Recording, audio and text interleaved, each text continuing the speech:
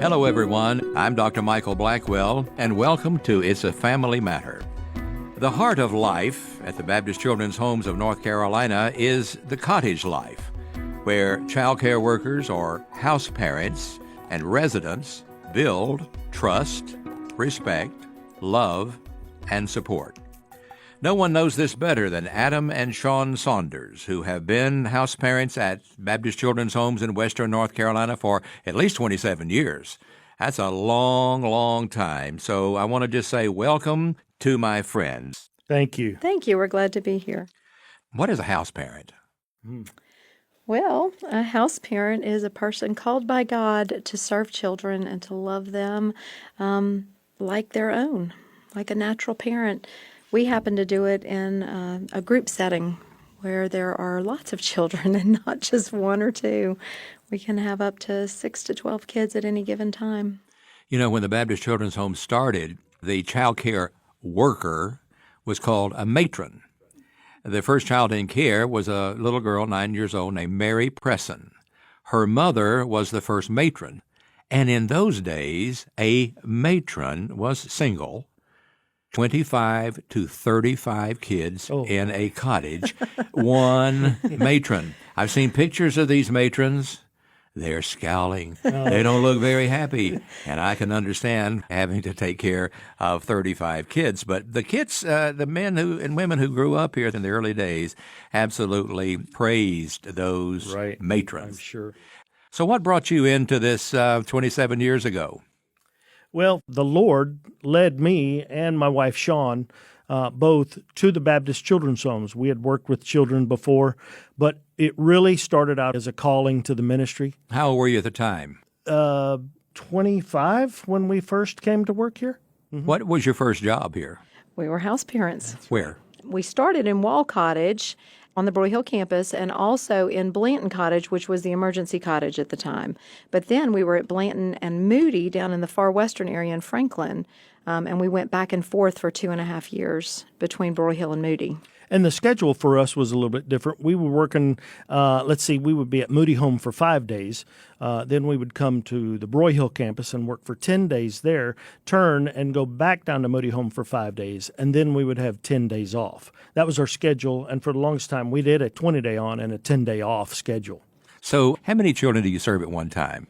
Depending on the program, anywhere from 6 to 12 children at a time. In emergency care, which is our particular calling, we have between 8 and 10 at any given time. All right. And so most of your time has been in emergency care at Broy Hill. I can't remember the name of the cottage. Oh, that would be the Dr. Michael C. and Catherine Knight Blackwell Cottage. Oh, thanks for that. Thanks for that reminder. So what do you find to be the most beneficial tool you use to help stabilize new residents? And remembering this is emergency care now that I'm talking about particularly. Well, that's true. And in emergency care, children just need to feel safe. They need to feel security. And so you start very early on by building those relationships with them and helping them to feel safe and getting to know them personally and their likes and dislikes and their fears. You know, we don't have a lot of information on these children when they first come in, so we really don't know what scares them, what might make them feel insecure. So you just pull out all the stops and try lots of different things and make sure they feel welcome at all times. What's the youngest child you've had? 7 months. That's right. Yeah.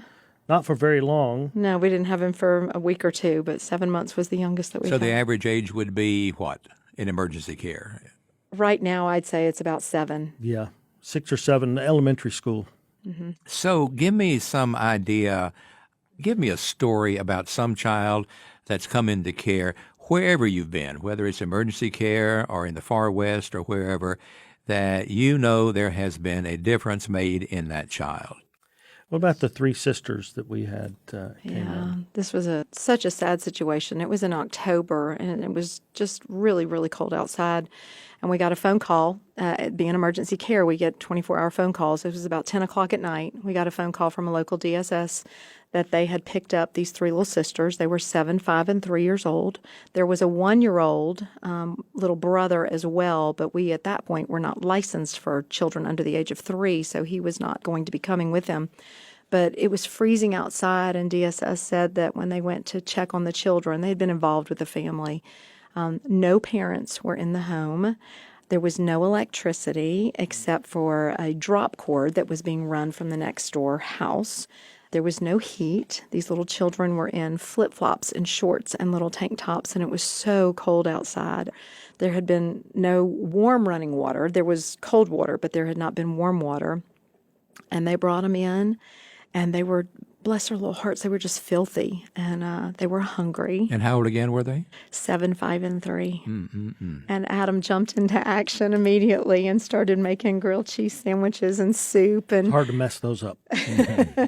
and I ran the bath water as warm as I could get it for him, and we hopped him in the bathtub and warmed him up real quickly and put on cute little fuzzy pajamas, and Adam fed him soup and sandwiches. They needed to be fed. We needed to feed them. And they needed to feel safe, as Sean was saying. They needed to feel like nobody was going to bother them, that there were going to be people to help them.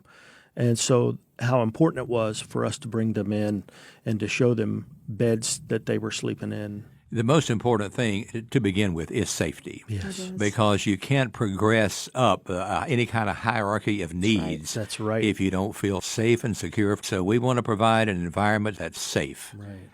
The most challenging aspect of parenting a large group. I'm going to say probably because we're so diverse, oftentimes we have some teenagers, and then we have small children, and sometimes they're preschool. Sometimes they are male residents, sometimes they're female residents. So the gender differences, the age differences, what a 3-year-old likes to do is not what a teenager likes to do. So having different activities and being able to split between the two, we have to tag team a lot. With Sean, if she's in the kitchen cooking dinner, I've got them outside as long as the weather permits. We're going to play outside. Teenagers have an area where they can play basketball, where they can ride a bike, and where the little ones can play and be safe. I know that when opportunity comes, we try to show them who Jesus is.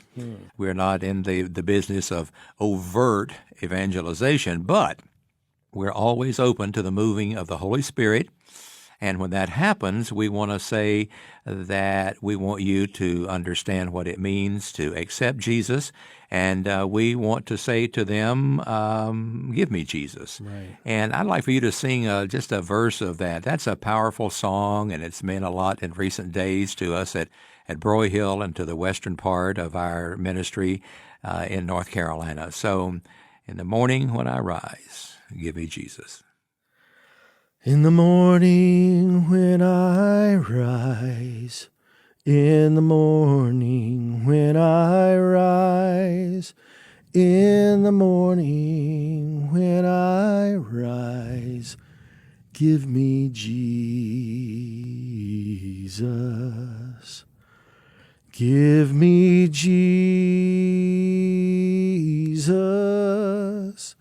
Give me Jesus. You can have all this world. Give me Jesus.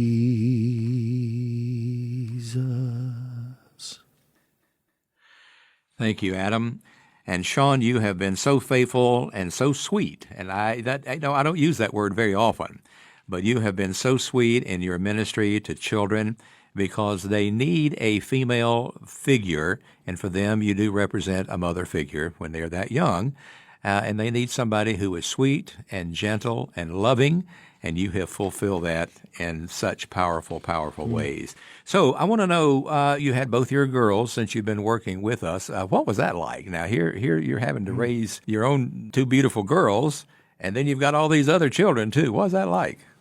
It was interesting and challenging. And, when the Lord calls you to something, He equips you to do it, and He equips all of those in your family to do it as well. And I'm not going to say that it was always easy, because it wasn't, because you always had the kind of conundrum of, is everyone getting the kind of attention that they need? Does everyone feel special and important and unique? Are we able to speak blessing and life over each one of their individual gifts in a way that is meaningful and powerful to them? And then you had routines and expectations. The cottages are very, very structured, and they all have routines and kind of a rhythm to them. But the way our schedule is, we work now 2 weeks out of the month, and then we're off 2 weeks out of the month. And so as staff members, staff families, if you will, we move into the cottage for 2 weeks, and then we move out for 2 weeks. So it never really occurred to me to ask my children about that until they were probably in elementary school. And I asked Spencer one day, I said, do you suppose everybody moves every 2 weeks the way we do? She thought about it for a second. She said, well, yeah. There was really no real understanding that life was different for anyone else than what we lived. So their schedules and routines did not change. It wasn't fair for them to adapt to a different routine every 2 weeks. And so we maintained that their routine and their schedule was the same on duty or off duty. But all the while, in the evenings, especially after dinner time, we would tag team. One night, one of us would supervise chores and shower times with the cottage, and the other one would go and supervise bath time and story time and bedtime with our children. And so we would just switch. We would just take turns doing that so that everybody had opportunity to have both And parent if I time. may add, one of the most enjoyable times for us when our children were with us was that 2 weeks out of the month, we had them with us for those 2 weeks. Did not have to share, and they were with us completely. But also, while we were on duty, we were able to go to lunches with them, school activities. Other children were in school, and so we oftentimes were a staple in the elementary school cafeteria. And to this day, some of the children that we know in our community know us from being at the cafeteria having lunch with them. So it became part of the community then. Absolutely. That's important. You may hear in the background some thundering going on, and we're recording right in the middle of a storm. It's a powerful storm, and I hope actually you hear some of that thunder going, which is a good introduction for me to say to Adam, how about talking about power, the power of the blood? Excellent. The blood that Jesus shed for me way back on Calvary. Oh, the blood that gives me strength from day to day. It will never lose its power, 'cause it reaches to the highest mountain, and it flows to the lowest valley.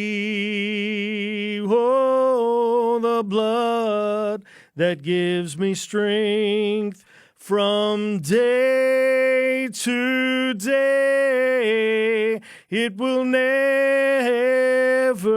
lose its power. Thank you, Adam. We're going to close this segment maybe with another story about a change that has happened to one of the children, or some dramatic effect that's happened with a child that's come in because in emergency care they come in unexpected. Do you want to share something here, Sean? Absolutely. We've had so many stories we could draw on through the years, but one in particular that I remember, and this didn't actually happen while I was on duty. It happened while our coworkers, Lisa and Donnie Browning, were in the cottage. But DSS had taken custody of these 3 little boys, and they had been in a really unstable situation with their mother. Their home was really in deplorable circumstances, and they had been sleeping on really filthy mattresses on the floor with no sheets and no pillows, and just old, nasty blankets. And they came in, and Miss Lisa was showing them around the cottage, and she was showing them the living room and the dining room and where we have our meals and where we play and watch TV. And then she walked them down the hallway to show them their bedrooms. And back then we had Jack and Jill bathrooms. So 2 bedrooms adjoined to a bathroom, and there are 2 beds to each bedroom. So these were 3 brothers. And so 2 of the brothers They walked into this one bedroom where Miss Lisa was showing them where they would sleep, and they said, "Oh, it's so beautiful. We'll just sleep on the floor because we don't want to mess up your beds." Oh, my goodness. Oh, my goodness. Would recognize those boys today, and it's been almost 20 years since we've seen them, but they did an amazing job. And the littlest one, his favorite thing ever, Adam asked him one day, "What's your favorite thing about the cottage?" This was after they left the cottage. I had seen them out, and I asked the little boy, what did you like best about being at Broyhill? And he said, "Cleaning." I looked at him, I said, "What are you talking about?" And he said, "Everything was so clean. I loved the day that we got to clean." Well, it's nice to instill that in him at an early age. Oh, absolutely. Well, as I said, the heart of life at Baptist Children's Homes is cottage life, and we've had two of our champions here today, and they'll be back a little bit later as part two of this very special conversation, and certainly at our Broyhill home and all the other services that they have participated in the West. It is a family, and we consider ourselves in many ways to be North Carolina's largest family, and you two have made a tremendous difference. I'm Dr. Michael Blackwell, and remember, you are part of a family, and what you do really does matter. It's a Family Matter is a production of Baptist Children's Homes of North Carolina. To learn more, visit us at www.bchfamily.org. You can also find us on Facebook. Be sure to subscribe, then share our podcast with a friend.